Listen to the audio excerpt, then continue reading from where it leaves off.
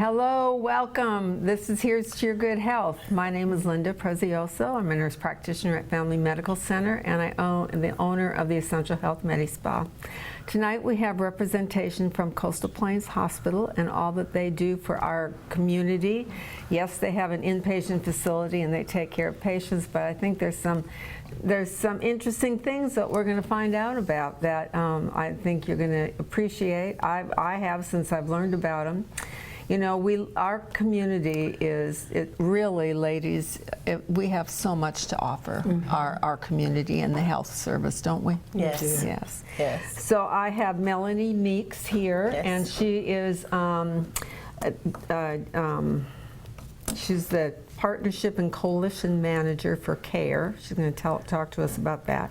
And then on the end over there we have Trish West, and she's a Master of Social Worker, and she's a Psychiatric Social Worker at Coastal Plains. So we're going to learn some new stuff tonight. I'm very excited. Mental health, unfortunately, is a big part of our society, and a big part of what needs to be taken care of, and we definitely don't have as many services as we need. I don't think I'm telling you a thing you don't know. Very true. Yeah. Very true. Yes. So, and I know from my perspective as a primary care provider, that's where they all come first, and we try to treat, mild depression and, some anxiety, but, and we try to do the best we can, but that's not my expertise. I'm the Jill of all trades and a master of none. So you girls are the masters in your area. So Melanie, we'll start with you. Tell me where you're from. Where were you raised? I'm originally from Illinois, and worked, and part of my family's aspect was in the south side of Chicago. Worked most of my career in Chicago prior to coming to North Carolina. I went to Southern Illinois University at Carbondale, and worked in the foster care industry, and I was a CPS worker in the city of Chicago for about 12 years. But I've been here in North Carolina since 2007. Oh, you're a native now. Yeah, now I'm a North Carolinian. There you go. Yes. So when I first moved here, I was like, oh, I don't know if I can stay here long. I know. But it's a I'm culture here. shock. Yeah, isn't it? yeah. But I've met some wonderful people and Yes. worked in a wide variety of human services. Okay. From here, communities and schools here in Rocky Mount, to being a regional director for child advocacy centers in the eastern part of the state, and East Carolina University Teddy Bear Program, and was the multidisciplinary team consultant for a catchment area of 27 counties, but I worked primarily with 18 counties. Okay. And then went to DHHS and worked in policy for DSS and changing how community child protection teams were operated in the state of North Carolina. And then I've worked a little bit in schools, and a certified teacher, I did that a little bit, and then but then I came here to Coastal Plain under the CARE Coalition, which is a coalition for addiction recovery and education here at UNC Nash, and did the program management and data coordination, and then moved up to the partnership and coalition manager as of December of 2024. Well, you're just moving up that ladder, aren't you? Yeah. I wonder if you know my daughter. She used to teach early childhood development at Nash. Sarah Prezioso. Do you know her? Know the name. Yep. Know the name. Well, How I'm about her that? mama. Oh, she's okay. the reason I'm the reason she's there. Yeah. Well, that's good, Melanie. Oh, yeah, thank you. I moved here. I was raised in Minnesota, and I lived in California for 13 years. And when I moved here, it was, what? Yeah. Where's the traffic? Where's the people? Where's the Right. smog? You Yeah, know, yeah. now I'm like, thank God there's no, well, Yes. there is a lot more traffic now than there was when I came here, but now I've learned to grown to love this place and appreciate the small town. Yeah. I really do. I do not want anything to do with big city anymore. Yeah. I have met some wonderful people and people that care about people, and that sometimes is hard to find in the urban setting. If it is, it's pockets, so you don't see the vastness of it by any means. But being in a small community, you see that people care about people, and that's really important. Do. Yeah, I think we have a nice tight-knit community for all in all. Yes. I mean, we got issues. Everybody's got issues. Everybody does. But you know, I think all in all, I'm proud to say I live in Rocky Mount. I don't have a problem with that. Yeah. And I'm proud to say that I worked at UNC Nash for 23 years. Yes, that's good. That's right. Yeah. All right, Miss Trish, you're a psychiatric social worker. Yeah. Tell me about. What is that, right? Yeah. So I'm originally from Maryland.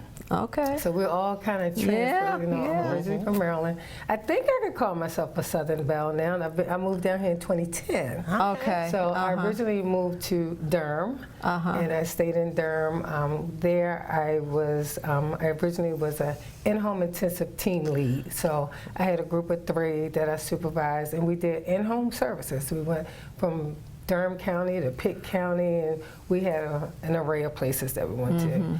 And then I ended up moving to Rocky Mount for a minute. I got married a couple of years ago. Oh, congratulations. Still kind of like a newlywed too, so I'm trying to figure that out too. But and then now we're in Tarboro, and so I was working in Durham at the Durham County Department of Social Services. I was their QSEP, their Qualified Substance Abuse Professional. So basically anyone that was coming in for benefits, they may need a mental health assessment or a substance abuse assessment. They would have to come to me and we would do the assessments and to basically if they qualify for any type of services as well as training staff. And I enjoyed that, and that was through Freedom House Recovery Center. So Freedom House got the funds, and then the position was at the Durham County DSS. So I did that for a number of years, and then I came to UNC. And so I've been there now about two and some change, about 2.5 years. I came in as a social worker. It was different from what I have been doing. There's a team of 4 of us as social workers. So we have a team that when patients are admitted, they get a provider, which is usually a psychiatrist or either a mental health nurse practitioner. And then we have the recreation therapists, we have the social workers, we have the nursing staff, we have a pharmacist, and as well as the mental health techs. So we're all a team. So we all have a role, and we all kind of come together to meet the needs of the patients that come there. Right. Well, it's important for the patient to have that consistency and those familiar faces. I know, and just for me as a PCP, they like to see the same one all the time. Nobody wants to see somebody different when you start getting a relationship with somebody. It's important. So that's great. I'm glad to hear that. So, did you start out as a psychiatric social worker, or you got a master's in social work and then moved in that direction? Right. So I went to, being in Maryland, I went to the University of Maryland, Baltimore County for undergrad. And I said, well, that's enough. I'm not going to do anything else. And I said that too. Yeah. And then my advisor was like, you're doing very well. Why don't you think about doing an advanced standing program to get your MSW? And I was like, another year? And he was like, yeah. And so I went on and did that because I was working for the university. So I got tuition remission. So why not, right? Yeah, right. Really. So I went on and I did that. And I was from Baltimore, so there's a lot of inner city trauma that's going on there, a lot of at-risk kids. So I had the, and I love it to this day, and I still tell people, I had the honor, I'll say the honor, to work with a program through the University of Maryland called Family Connections. And then we had grandparent family connections. So everything was in the community, and we looked at-risk kids that may be facing any type of neglect. And so we came in with, we had risk factors and protective factors, and what can we do? And I enjoyed that because not only were we doing things in the home, but we would get people to donate and sponsor. We would have a big Christmas holiday party, and schools would donate gifts, and we would have a big dinner, and we would have it catered. And a lot of times families weren't used used to rituals. So we taught them, let's sit down and have a meal together. Everybody come together, and I just loved that. And then grandparents, family connections came about because then it was grandparents that were raising their grandchildren as a result. Either a lot of the grandparents lost kids through domestic violence or substance use, which we know is a big thing. And so whatever reason, however the grandparent inherited the child, we were there as a support system for that. So that's kind of when I got into mental health, and I was like, you see it around you see it every day, but then it's like, what can I do to help? Right. What can I do? Right. And so I'm really passionate about, you know what, people, it's okay to not be okay.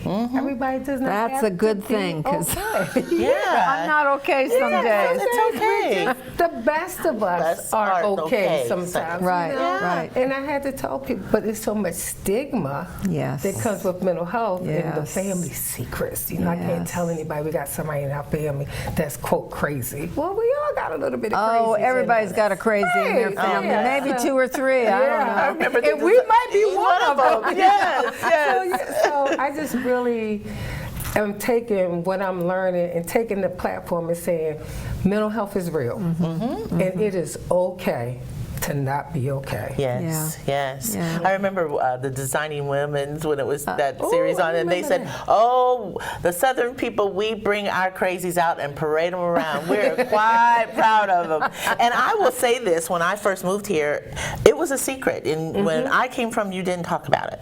People freely talk about it here. They say this or that we're this uncle or aunt or my brother or my sister or my child is struggling with some mental health issues, but there are still stigmas. Oh, yeah. They feel stigmatized when they go to the doctor. They feel stigmatized when they go to their schools. They feel stigmatized even in the grocery store, the banks. It's stigma all around. Yeah. People Yeah. don't understand that we have to take care of our mind just like we take care of the rest of our bodies. Exactly right. Absolutely. It is necessary. Yes. It is needed, and we need to take care of the whole person, and that Yes. includes from top to bottom. Yes. And we just need to realize that it's okay, like you said, okay to not be okay. Yeah. to not be okay. Yeah. Yeah. I've got a friend whose brother has had a lot of problems and PTSD from the service, but the sad part is he just was in the hospital for physical things, but he had a psychiatric consult too, and so he shared with the psychiatrist and told him all of these things, and then he told my friend who's a sister, he said, "I can never see that man again." And Jean said, "Well, why not, Jerry? What you liked him, you talked to him, you felt good about it, you opened up to him." And he said, "That's why I never want to see him again. He's so embarrassed." Oh, yeah. And Isn't that sad? That is but sad. with men, that is so common. Is it? Because it's like they suffer in silence, because there's this masculinity, and if I tell you that I'm struggling with that, that makes me look weak. So I'm not going to say that, and I'm just going to suffer in silence, and then that's where we have people start self-medicating. So what am I going to do? I'm going to drink, or I'm going to use some type of substance because I don't want to think about it, and I'm too ashamed to tell anybody about it, and so I'm going to keep it to myself. And then I start. And so like at Coastal Plain, we get both. We get people, sometimes we get folks with just mental health, sometimes we get folks with just substance use, and then we get dual diagnosis. And so it's just a matter of what can we do to serve you? Right. What can we do as a collective to serve you? And then once you're there, and then we're short term. So we're not a long-term facility. We're usually 5 to 7. Now, we do have some people to stay longer, but that's not what we're equipped for. We're short term. So, our goal is as a team, what can we do to help this person? What can we do to serve this person? So that's why it's so important. I love that I was invited here because it's so important that we find the community resources because when they leave, we have to connect them to the community resources. And if I don't know, I'm fairly still new to the Rocky Mount area. So I try to put myself in places where I can learn because I don't like to just say, hey, go here. I don't know what here has to offer you. Right. You know, so right. I try to learn the resources that we have, and I try to match the clients or the patients to that resource. And so, you know, mental health is real, substance abuse is real. Oh, yes. And, you know, we have to help everyone, especially the men, to Yes. realize that you don't have to suffer in silence. You don't have to be this macho man. Yeah. That Yeah. in your weakness is strength. Yes, Right, it is. right. I always wondered why, even like little boys, that people toughen up. You don't cry. or Right, You don't show that Right, emotion. right. And to me, we are creating a false narrative Yes. when we do that Yes. for our sons and our brothers, because they hurt too. Right. Absolutely. And they should be able to express that. And it could come out in different ways. Like you said, they'll self-medicate. Or they will act out aggressively. Or they become secluded and not social. And, you know, that to me is just not okay. We should Right. be able to It is say, not okay. I'm You're hurting. exactly right. I need some help. I'm struggling in this particular area in my life. You know, I went through a program here in Rocky Mount that was community health leaders, leading community health leaders with Robert Wood Johnson. And so I'm a Robert Wood Johnson Fellow, and we focused on mental health, also substance use disorders in our cohort, and also the access to health care. Because at that time there was not access to health care for everybody. So we came up with a plan of what that would look like, and we addressed the whole person, from men's mental health, women's mental health, children's mental health, physical health also. And so when I was going through that, I was so amazed at the silos of agencies that were in the area that didn't connect together. And to me, when we have that, we are doing a disconnection for a community. Because when we take all of us, get together, what can you offer? What can you offer? It becomes a puzzle piece put together that the whole person can be taken care of. That's right. You're not going to find somebody that's just dealing with mental health. You're going to find somebody that's maybe struggling with housing insecurities, food insecurities, job insecurities, transportation, which is a big thing in rural communities. And so if we can put all of those pieces together to help a person, when you're dealing with life struggles and you have a mental health issue, substance use disorder, to have to worry about how I'm going to feed my kids, where am I going to sleep tonight, Sure. how I only have enough gas to get to work, how I'm going to get home. Those are real scary things for families to have to deal with. Absolutely. You know? Absolutely. Yeah, it can get to be overwhelming, I'm Yeah. sure. I'm overwhelmed just listening to you. I know. But then you think if you don't have a certain amount of coping skills, because you know we all have stressors. We all go through something. But if you don't have the coping skill to manage whatever that stress is, then that's when you have that meltdown. And then when a meltdown occurs, it's like, what do? I could either I've been self-medicating and it's not working. So Right. now I need to go get some help. However, you want to say, if you was getting help from the beginning, we wouldn't be I here. know, right? Right, but Yeah. it's those family secrets. I always tell people, family secrets kill. Because I can't bring no shame to my family. I can't let nobody know what I'm going through. So I'm going to keep it to myself. But as a result, you're suffering in silence. Right. And then all this other stuff starts happening. Sure. Yes. But just like Melanie just said, now let me find out I'm a diabetic. Well, let me find out I have high blood pressure. I'm going to make sure I take all my high blood pressure pills. Sure. I'm going to make sure I'm taking my insulin for my diabetes. Whatever it is physically, I'm going to make sure I take care of that. Absolutely. However, when we get up here, it's like, what do I do with that? The same thing you did Right, for the right, physical, let's do it for the exactly, mental. And exactly. people are so against like medication, and I'm like, well, if you take the medication and if the medication is working, why stop? Well, I feel better. Well, why do you feel better? Because you were you're taking the medication. Yes. So we see that a lot at Yeah. Coastal Plain. We get people that sometimes repeatedly come back because they get out, they start feeling better, and now I don't need my meds anymore. Well, Let's think about that. Right, You know, right. If you were feeling bad, my blood pressure has been maintained and it's low. Why? Because I'm taking my blood pressure medicine. So what happens if I stop? Goes up. It goes Absolutely. up again. So the Absolutely. same, and I like you said it earlier, the same energy that we put into our physical well-being, we need just as much energy to Absolutely. put into our mental well-being. Yep. Because it's there and it's real, and the way the world is today, you know. Yeah. It's a lot going on. It's a lot going on. Yeah.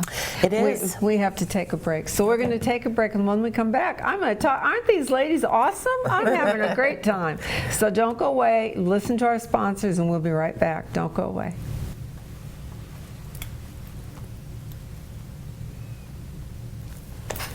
It's a new logo. I haven't seen that.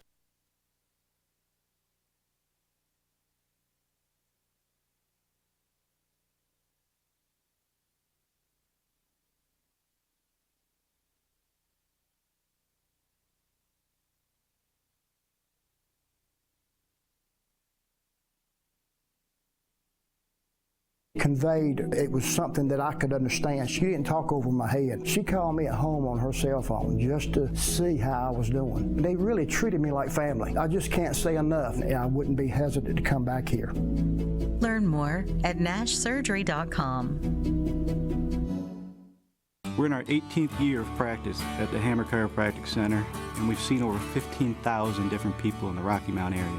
40% of headaches actually come from a neck problem. Many patients come in taking multiple aspirin, over-the-counter medications and such a day, and we can get you to stop doing that and actually fix the problem so the headaches don't arise anymore.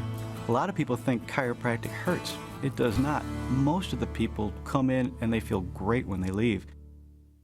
When faced with special care needs for elderly or disabled loved ones, families want compassionate, comforting care. That's Tender Touch Home Care Services' goal, providing the level of care we would expect for our own. With over 10 years of home care excellence, Tender Touch provides an array of services that keeps your loved one at home.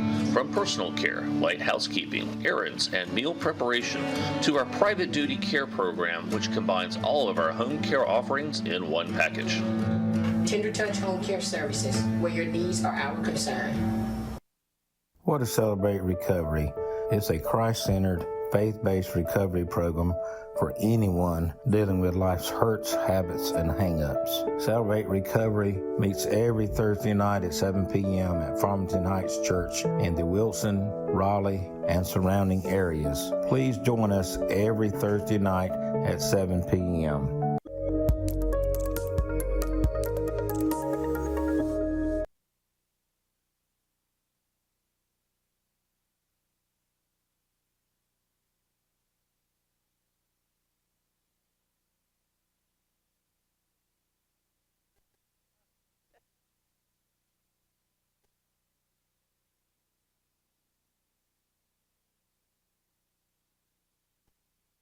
Welcome back. This is Here's to Your Good Health. My name is Linda Prezioso. Tonight I have the privilege of talking to two employees over at Coastal Plain Hospital, which is our mental health hospital on the UNC Nash campus. It's been there quite a while. It provides many services of which I'm sure you all didn't even know, because I didn't know, and I know a little bit more about the health community than some of y'all, I think. But anyway, so we're going to keep on talking to Melanie and Trish. We've just been talking away before the commercial, during the commercial. We don't stop yapping once the commercials come on. We're still going on. Yeah. So, well, Melanie, tell me about this care program. Now, tell me what it's for. How does it work? Is it for anybody? Can I go? Yes. CARE is an open table coalition. We welcome everybody, from people from professionals to everyday citizens or people with lived experiences. We want you at the table. We want to educate you. We want you to understand what it is to have an addiction, what it means to find treatment, what it means to prevent it to happening in your household, and also your recovery. That the statistic is there's more people in recovery than on active use. We change the language. We don't say a person's addicted. We say a person's are actively using a substance. You have to change the narrative. You have to change the scope and the perspective. We don't say that people are relapsed or people are your urine drops were dirty. We say that a person's urine drop had substance in it, or we say a person has returned to use. We change the language. We want people to know that we hear them, we see them, and we understand them.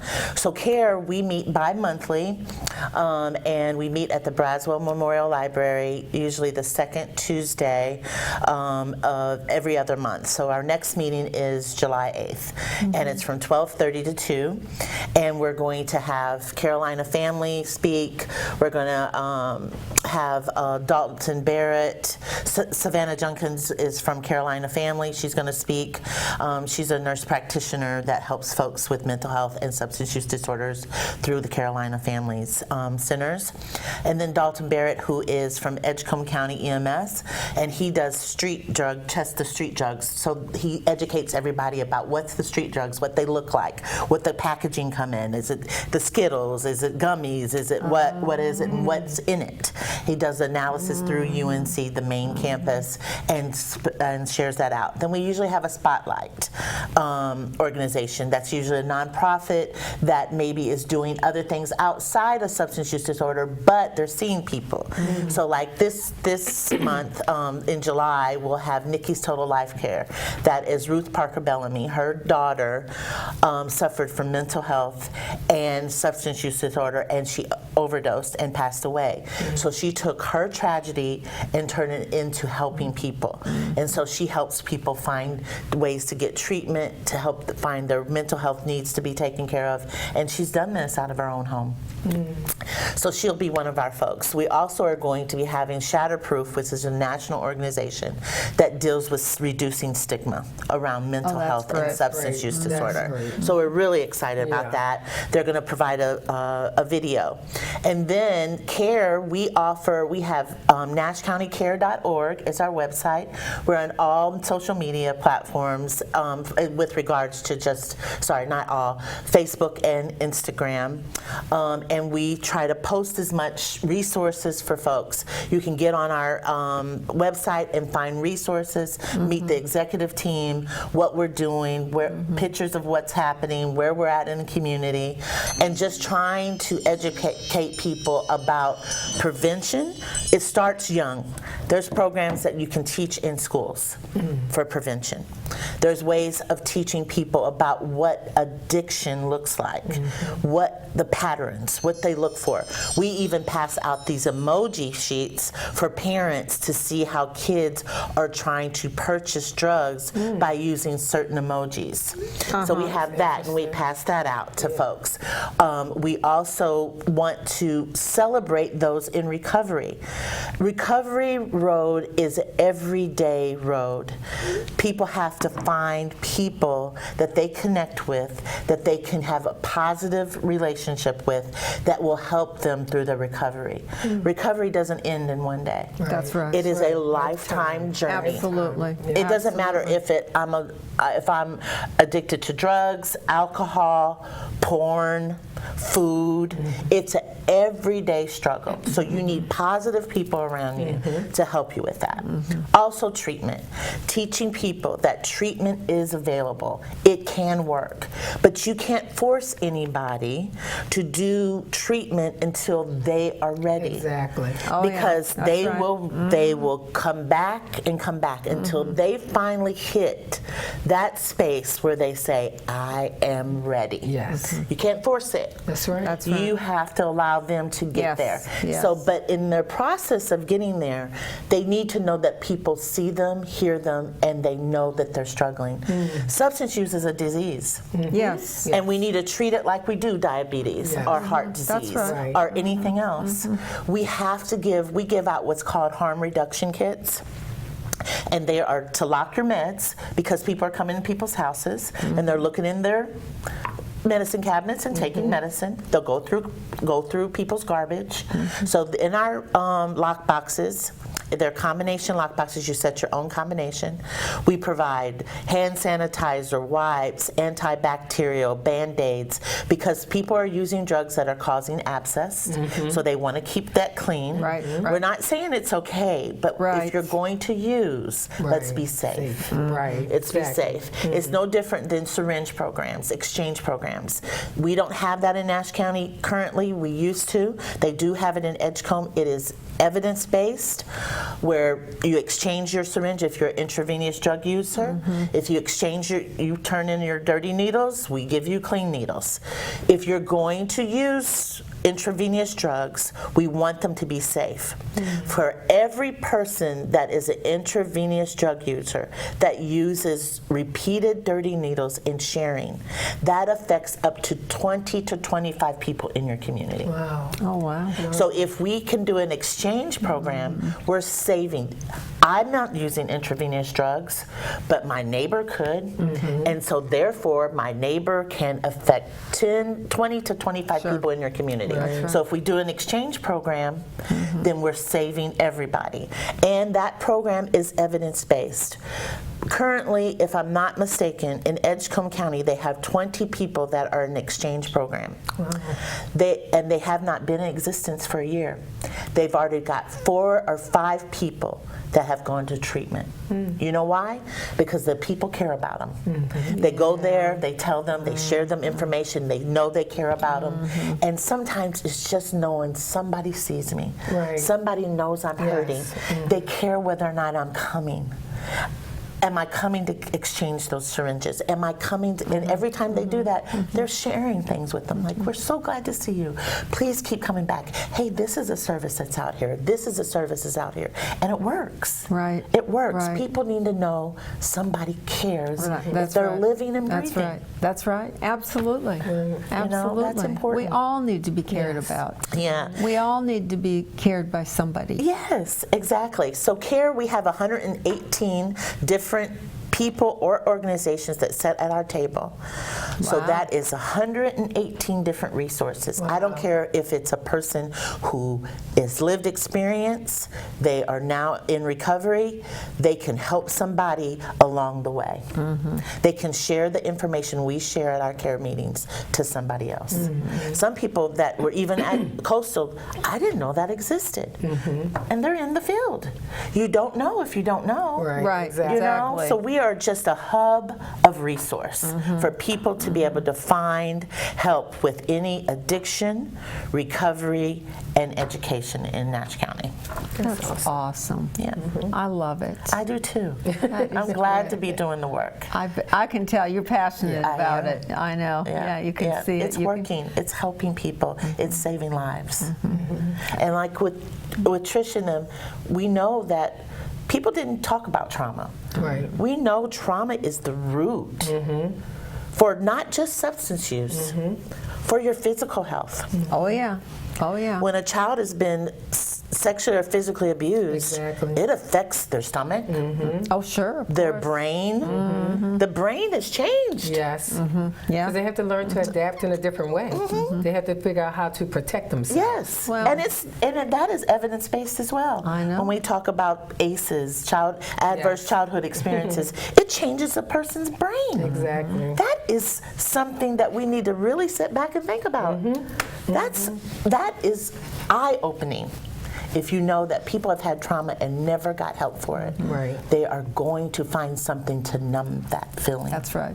And that's really what it is. It's numbing the pain. Numbing the pain. And, you know, we know, and multiple people out there know, that numbing with substance or alcohol or porn or sex or whatever their particular form of relief is it's a temporary fix. It's a little wee Band-Aid on this huge volcano hemorrhage. But you just do what you think you need to survive. Right. And it's so interesting when you were talking about people caring. I know as I was walking out, I heard one of the patients like, I just want somebody to care for me. Right. He's like, I just want somebody to love me. And I just thought it was interesting. He was like, I don't even know what love is. I've never had. And I just was like, wow. And I'm listening to him, and then, you know, you think about, like you said, that childhood trauma. What did you experience as a child? What is it that there was a disconnect somewhere? And so how do we help this person? Because everybody that comes to the coastal plain, everybody has their own struggles, everybody has their own stories. Sure, so what can we do to help you so that you can heal? And I tell people, like, sometimes they're like, well, you don't understand, you never been there, you never done that. And I say, you know what, you know why I'm a social worker? Because I have my own wounds. I call myself the wounded healer. I have my own wounds. I had to heal through my wounds so that I can help you heal through your wounds. And so we get folks that come in there, not just substances, we get people who have PTSD, people who have been that family secret, you know, been sexually molested as a child, and now you're an adult and you develop all of these strategies to protect you as a child, but those strategies don't work anymore as an adult. So now you're responding differently. So, you know, then we got, you know, folks start hearing voices, folks start having multiple personalities. Why? Because I got to figure out a way how to deal with all this trauma that I've gone through. And so when they come in, you know, it's about getting them stabilized. So if they've been on medication, okay, it may take readjusting. Sure. Because sometimes people just say, I'm just going to stop because it's not working anymore. Well, no, go to your PCP and let them know what's going on. I tell even like kids that I work with, I tell the parents, if your child got ADHD, don't just stop the medication. I know, right? Go, you know, let your provider know, because it just might mean something needs to be tweaked. You know, but it don't just stop, because especially if you saw some results that the outcome was positive, then why not just get it tweaked? And so when they come in the coastal plain, you know, the providers meet with them, they do an assessment, and they determine what's going to, you know, which way they're going to go, because we have 2 psychiatrists, then we have several psychiatric mental health nurse practitioners. So they come in, they do the assessment with the patients, and they figure out where they are and what they need. And then you have us as the social workers, you know, we're doing case management. We're meeting with them every day. We're dealing with their everyday stuff. It's a staff of 5 of us, and so we work together. We work together as a unit. If there's a resource that Melanie may know and I don't know, then Melanie helps me with everything. So we're looking at resources, especially because many of them have been at Coastal Plain longer than I have. So I go to them and I say, hey, I need this resource for this patient. What can we do? So we try to all come together with the nursing staff. We all try to come to text. You know, we need help with making calls. The text, sometimes they're like, okay, well, I can help with this patient. And, you know, we got the pharmacist. We sit at the table. We put everything out, and we're like, what medications do we need? What's the intervention we might need? What do we do? Because you have all these people coming here with all these needs. And the goal is, we want you to not come back. We really want you to not come back. We want you to not come back. But however, sometimes people, again, you feel better, so you stop taking the medication, and then what happens? That's the big You problem. come right back. And it's so hard for people to get that concept. Like, just stay on your meds. But no, if I smoke some weed, it makes me feel better. But the voices come back. This comes, you know, the hallucinations come, the delusions are even more grandeur. Like, what do you do? So we're constantly trying to educate. We're constantly, even when families come to visit, you know, we meet with the families and we say, hey, this is what's going on. We do family meetings because we want people to heal. We want people to live productive lives. And people be like, I'm bipolar. And I'll say, so what does that mean? Yeah, what does that mean? That doesn't give you an excuse to act out. And it doesn't define you. And it does not define you. So let's figure out what we can do do to help you control this, and so that you want to go to school, you want to do this, you want to do that. So let's see what we need to do to help you to get to those goals that you want to get. But you got to do your part. Yeah. Right. You've got to do your part. I was thinking about what Hold you on, said. We're going to take our next break. See, it's easier. It is. I know. All right, we're going to take our next break, and when we come back, we're going to have more with Trish and Melanie, and we'll finish up this hour. It's fascinating, isn't it? I told you all. Don't go away. We'll be right back.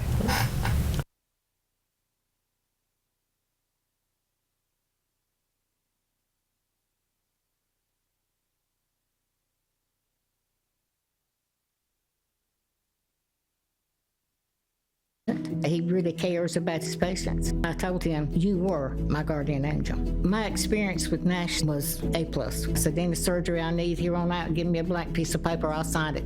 I want you to do it. Learn more at nashsurgery.com. We're in our 18th year of practice at the Hammer Chiropractic Center, and we've seen over 15,000 different people in the Rocky Mount area. 40% of headaches actually come from a neck problem. Many patients come in taking multiple aspirin, over-the-counter medications and such a day, and we can get you to stop doing that and actually fix the problem so the headaches don't rise anymore. A lot of people think chiropractic hurts. It does not. Most of the people come in and they feel great when they leave.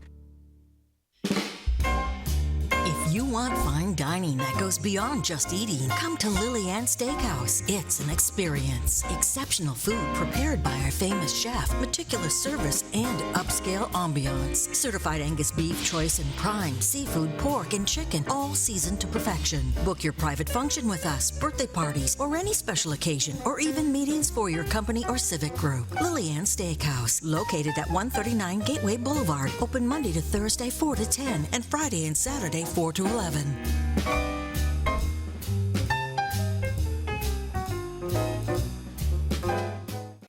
Your kids may like and follow a variety of people and trends, but parents are still their biggest influencers. Your habits become their habits, so choose healthy ones, like being active and eating more fruits and vegetables, and drinking plenty of water. Kids follow your example more often than you think, and healthy activities run in the family. So keep up the good work. They'll be your most active followers. Visit PoFit.org for tips on eating well and being active together.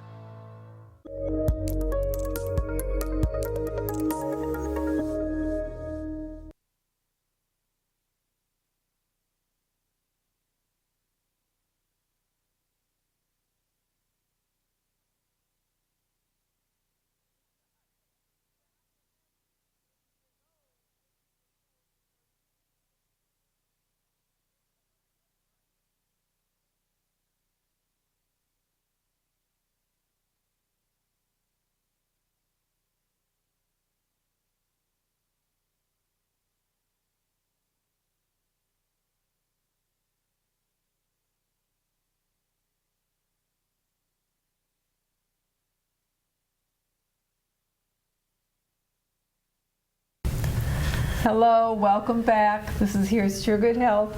We've got Trish and Melanie with us. They're both employees over at Coastal. They have two different roles over there, but ultimately it's to help people. It's to help people to feel better about themselves, to recognize and realize what their problem is, what their issue is, to open up, to talk about it, and these girls help to resolve those issues. So I apologize. I don't know what the heck.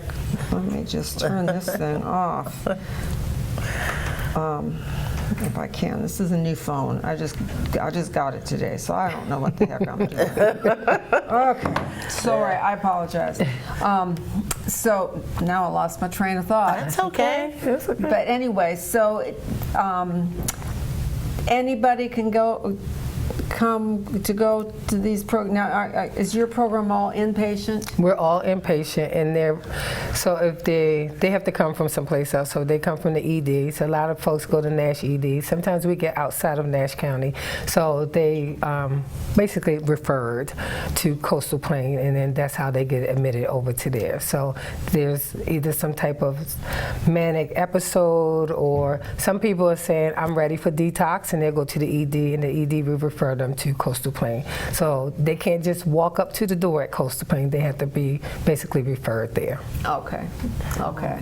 Now you, on the other hand, you're outpatient. Well, yes, mine is a coalition that we offer resources for families and agencies and even Coastal Plain, the folks that are there, the social workers. We can give them resources. Anybody in the community can look us up on our website at nashcountycare.org, see resources. My contact information is there.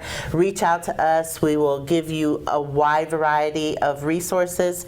We also can provide resources. We have fentanyl strips, xylazine strips, so people can test their drugs to make sure. It's really great for a college. You said that 'cause I'm like, I don't know what that is. Yeah, xylazine is a horse tranquilizer that people are mixing in their drugs. Fentanyl, we all know about fentanyl, and you know, medically, fentanyl is used in hospitals, right? But then when it's put on the street, it's a whole different ballgame. People don't know what's all involved in some of these press pills that are homemade press pills. You get it, it's combination of things. There's different things that are just street drugs that are mixed and cut with fentanyl, and so that's the big topic and hit word. People hear fentanyl overdose. Yes. Those are type of things. The xylazine is the one that causes the abscess, so they may present at the ED as an abscess, but really it is a sore created by the xylazine horse tranquilizer. Wow. So we have those strips. They're also in our medical, our lock boxes. And we also give to doTERRA, which is a solution. It's a pouch. You put up to 60 pills or up to, I think, 4 patches, and you put it inside there, zip it up with some water, zip it up, shake it, and it dissolves it. We don't want people to put their pills or things, flush things in the toilet or in the sink because it contaminates our water supplies. So, and putting them in the trash, people will go through your trash and take your meds. And so that's why we try to do that. But CARE really is a coalition that is a hub of resources, and everybody sits at our table. Our mission is to provide a collaborative strategies and solutions to address substance use and or behavioral health while improving overall health of the community. So we encompass all that. We really, CARE was established back in February of 2016. Z. Lamb was a county manager in Nash County. His child died of an overdose. And CARE came about because of that. And so that's how CARE is present in Nash County currently. And we are grant funded. Our grants end in August, so we do not have funding. So we're actively searching and researching to find more funding so that we can do the work that is necessary for our county. That's awesome. Yeah, that is. So you said the average stay of the inpatient was 5 to 7 days? 3 to 7, they come in. You know, most of them are IVC or involuntary committed, and so there's a process for that. Some of them are voluntary. They, you know, I want detox, or I want to go into rehab. They may want to go in rehab, but need to be detoxed first. So then they'll come to us. So we have the director, who is April Lynch, and we have our medical director, who is Dr. Equache. And so, you know, they lead the facility, and we all work together as a team. We all do what we feel like is best for the individual. And sometimes, you know, they're their own individual. Some people come in, they have guardians, so the guardians will have more say, and we kind of gotta go by the, you know, follow the guardian. But some of them, you know, they're their own person, and you start talking about treatment, inpatient treatment, and they'll come in, you know, they're gun-ho when they first get there because life sucks right now, and they feel bad, and I just want to go into treatment. And then they get there and they start feeling better, and I don't want to go to treatment. You know, and we've been working to find placement and treatment, and again, the resources are so limited. You know, we don't have many resources, but when we can connect on a resource, and we're excited because we're gonna finally get you some help, and then you say no. I'm just going to go back home, or I could do it on my own. No, you're here because you tried to do it on your own. We see how that works. Right, and you know, and their mission is to improve the health and well-being of the community. So they're about, let's do this community work, let's do it together.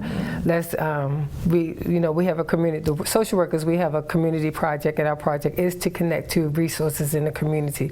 So we've been going out to try to connect to some resources so that we can have, and we get a large homeless population. And so that is so hard because the shelters are full. And in the wintertime, it's the hardest is to get there. And so it's like trying to find, we're looking at shelters everywhere to try to find placement. You know, we have options. We have transitional homes that we could use, but you got to have some kind of income. So some of these people don't have income. Some of them are just getting out of jail. So it's just a variety of just challenges that they're facing. And we talked earlier about family support. Some have family support and some don't have family support because families get tired. And so, you know, we have to work extra hard for those who may not have the support. And, you know, we're learning, I know I'm learning, the need for self-care, because I got to take care of myself in the midst of that, because it's great work, but it's challenging work. And so as the professional, we do have to learn how to balance our self-care as well. Yes. Right. You have to take care of yourself before you can take care of anyone else. Right. It's no different when you're on an airplane. They said, make sure you get your oxygen, then you get the person's.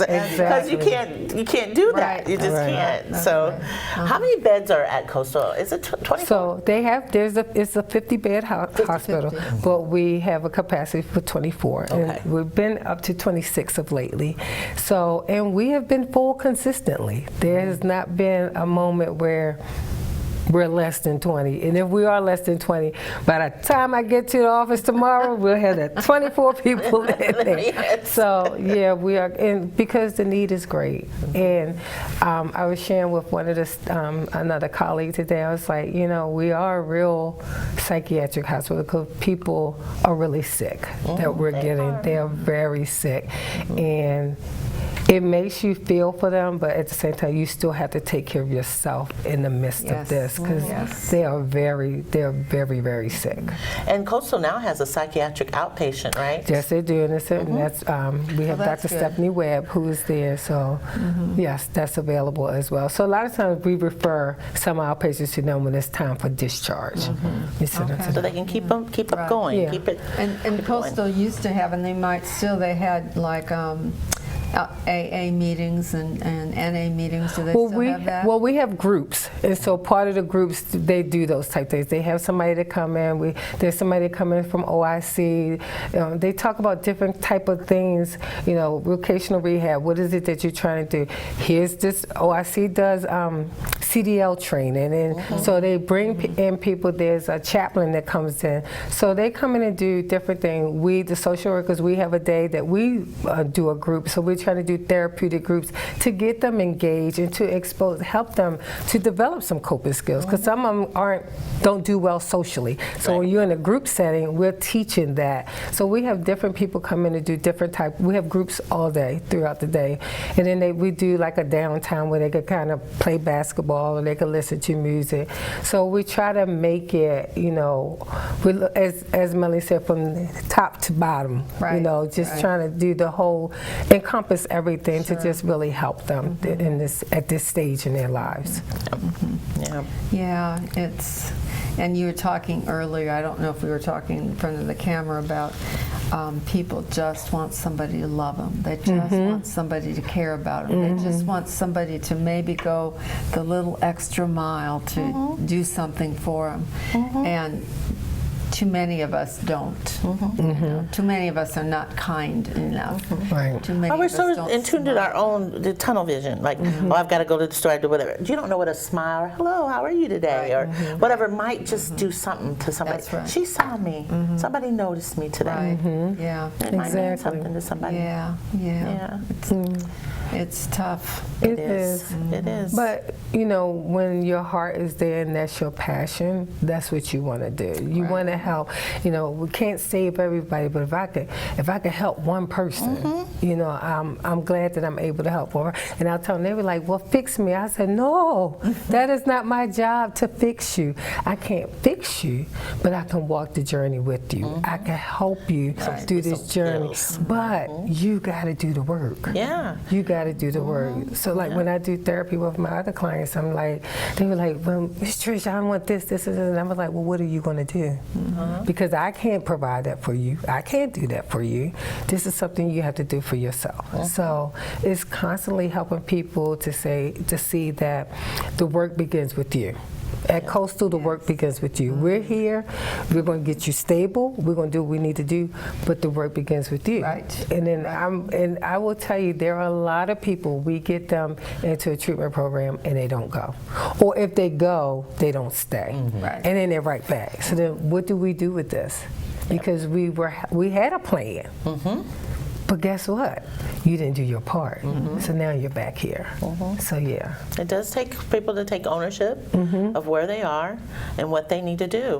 We can't do everything, but I can go along that journey with you and help you and guide you and offer you some things that get you so you can get down the road to the next step. That's right. You know, take one step at a time. That's right. And we have to help families with that, because a lot of times family come in and they like, we want you to do this and we want you to do that, and they need to go here and they need to go there, and I'm saying, they're their own guardian.